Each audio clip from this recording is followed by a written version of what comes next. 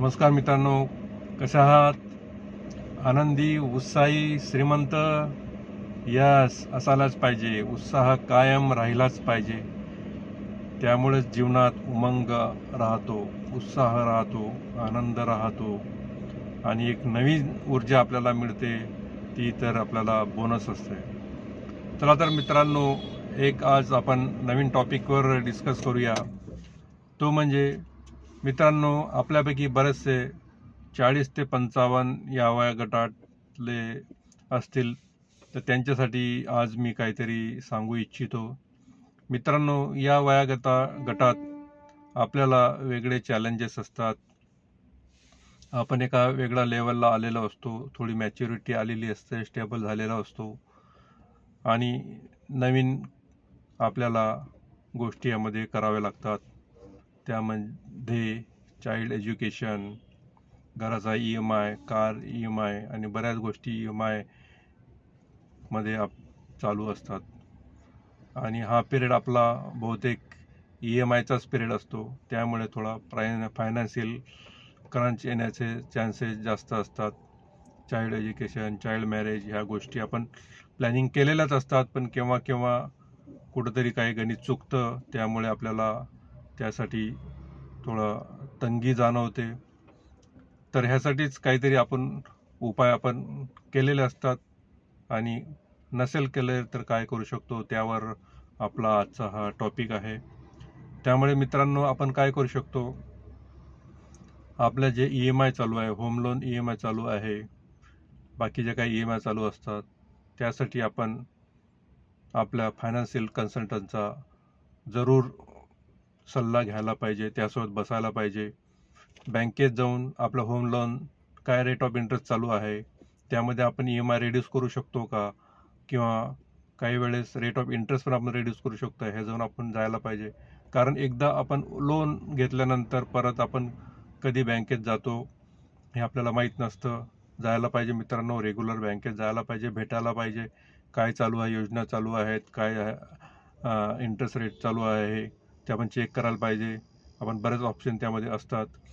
EMI आपण reduce करू शकतो. त्यामुळे वाचलेला पैसा आपण दुसरीकडे इन्व्हेस्टमेंट करून त्यामध्ये आपण बेनिफिट घेऊ शकतो.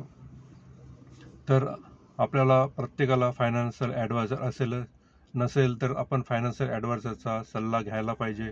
कारण मित्रांनो, जसा बिझनेसचा हार्ट आपण म्हणतो की माझा अकाउंटिंग आहे, अकाउंटिंग जर प्रॉपर असेल तर आपला बिझनेस व्यवस्थित चालतो.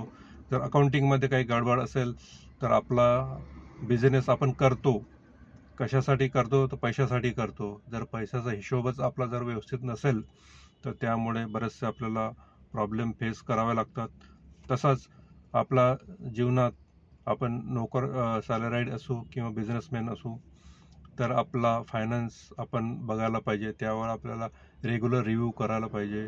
आपलं होम लोन EMI किती चालू आहे, आपल्याकडे किती मालमत्ता झालेली आहे, आणि आपली जी मालमत्ता प्रॉपर्टी रिअल इस्टेट असेल, कुठे इन्व्हेस्टमेंट केली असेल, शेअर्समध्ये, म्युच्युअल फंडमध्ये, बॉन्ड्समध्ये, बँकमध्ये, RD FD याच्यामध्ये जी इन्व्हेस्टमेंट केली असेल, ही आपली प्रॉपर्टी आहे.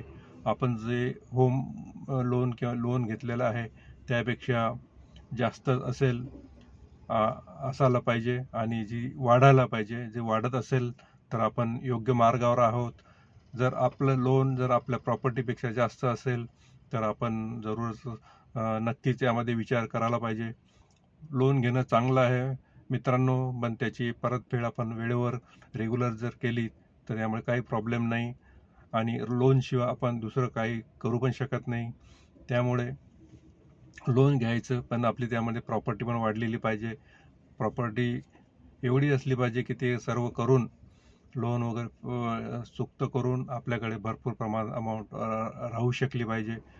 हेच माझं आज आपल्याला सांगायचं होतं. मित्रांनो, आपण काही योजना केलेल्या आहे, इन्व्हेस्टमेंट केलेली आहे चांगल्या प्रकारे, त्यामुळे आज आपण सुखी आहोत. जर ही योजना आपण फायनान्शियल प्लॅनिंग, इन्व्हेस्टमेंट जर राईट टाईममध्ये केली असती तर आज आपल्याला चांगल्या प्रकारे त्याचे फळ मिळाले असते आणि आपलं रिटायरमेंट आपण लवकरात लवकर प्लॅन करू शकलो असतो. म्हणून माझी 20 ते 25 वयोगटात आणि 25 ते 30 वयोगटातल्या जे मला ऐकत असतील त्यांना एवढंच सांगू इच्छितो की तुम्ही राईट टाईमवर इन्व्हेस्टमेंट करा, खर्च करा, पण वाचलेल्या पैशातून खर्च करा. पहिले इन्व्हेस्टमेंट करा, कारण हीच आजची इन्व्हेस्टमेंट उद्याची तुमची कमाई असणार आहे.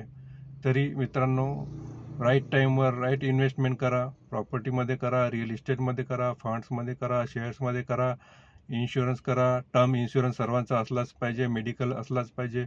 ह्यामुळे काय आपल्याला आपण सेफ करून चालतो. त्यामुळे भविष्यातला येणाऱ्या संभाव्य धोक्याला आपल्याला संरक्षण मिळते आणि आपण बिनधास्त राहू शकतो. तरी मित्रांनो, हेच मला आज सांगायचं होतं. होप तुम्हाला ही माहिती युजफुल असेल. असेच आपल्याला काही उपयुक्त माहिती पाहिजे असल्यास तुम्ही मला संपर्क करू शकता. माझा नंबर आहे 9870790085. मेल आय डी आहे nitishelne@redimail.com. चला तर मित्रांनो, आपण काही पण क्वेरीज आपण डिस्कस करूया. मी असं म्हणत नाही की मी यातला स्पेशलिस्ट आहे, पण मी तुम्हाला त्यामध्ये थोडंफार तरी काय मार्गदर्शन करू शकतो किंवा आमचे सहयोगी मित्रमंडळी आहे त्यांच्याकडून सल्ला घेऊन आपल्याला उत्तम प्रकारे मार्गदर्शन करू शकतो. चला तर मित्रांनो, आजच कामाला